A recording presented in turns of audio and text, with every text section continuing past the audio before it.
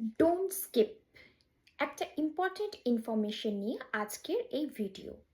তোমাদের মধ্যে অনেকেই আছো যারা এইচএস কমপ্লিট করেছো এবং এখন কি নিয়ে পড়বে সেটা বুঝতে পারছো না।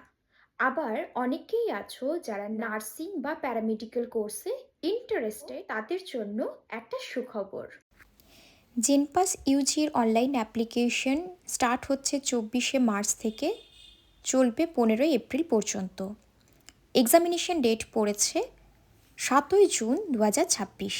এএনএম এবং জিএনএম এন্ট্রান্স 2026-এর online application date starting from 25th of March 2026 to 19th April 2026 এবং এক্সামিনেশনের ডেট পড়েছে 14ই জুন 2026।